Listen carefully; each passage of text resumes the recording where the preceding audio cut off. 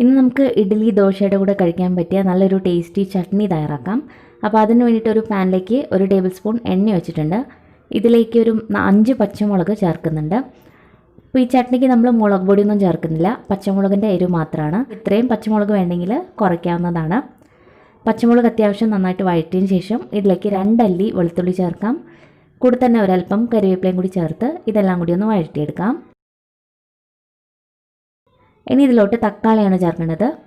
3 തക്കാളി എടുത്തിട്ടുണ്ട്. അത് ഇതുപോലെ വട്ടത്തിലാണ് കട്ട് ചെയ്തിരിക്കുന്നത്. തക്കാളിയും കൂടി ചേർത്ത് വഴറ്റിയെടുക്കണം. അതിന് മുമ്പായിട്ട് ഇതിലേക്ക് കുറച്ച് പുളിയും കൂടി ചേർക്കാം.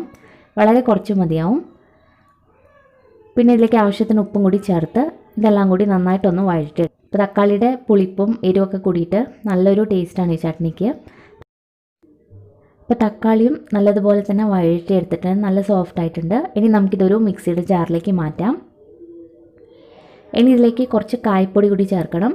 ഏകദേശം ഒരു 1/4 ടീസ്പൂണോളം പെരുങ്കായപ്പൊടി കൂടി ചേർത്ത് ഇത് അരച്ചെടുക്കാം. വെള്ളമൊന്നും ചേർക്കാതെ വേണം അരച്ചെടുക്കാനായിട്ട്. അപ്പോൾ നമ്മളിത് അരച്ചെടുത്തിട്ടുണ്ട്, നല്ല ഫൈനായിട്ട് അരച്ചെടുക്കാം.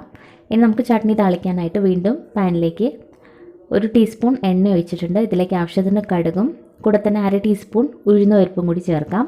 ഉഴുന്നുപരിപ്പ് ഓപ്ഷണലാണ്, നിങ്ങൾക്ക് വേണമെങ്കിൽ ചേർത്താൽ മതി. ഇനി ഇതിലേക്ക് ഒരു പകുതി സവാള ചെറുതായിട്ട് കട്ട് ചെയ്തതാണ്, അതും കൂടി ചേർക്കാം. ഇപ്പോൾ സവാള നല്ലൊരു ബ്രൗൺ കളർ ആവുന്നത് വരെ വഴറ്റിയെടുക്കണം. ഇതുപോലെ സവാള അവസാനമായിട്ട് നമ്മൾ വഴറ്റി ചേർക്കുമ്പോൾ ചട്നിക്ക് നല്ലൊരു ടേസ്റ്റാണ്. അപ്പോൾ നന്നായിട്ട് തന്നെ ഇത് മൂക്കട്ടെ. അപ്പോൾ സവാള അത്യാവശ്യം ഒന്ന് മൂത്തതിന് ശേഷം കുറച്ച് കരിവേപ്പിലയും കൂടി ചേർക്കാം. അപ്പോൾ നമ്മളിതെല്ലാം വഴറ്റിയെടുത്തു. നമുക്കിത് ചട്നിയിലേക്ക് ഒഴിച്ചു കൊടുക്കാം.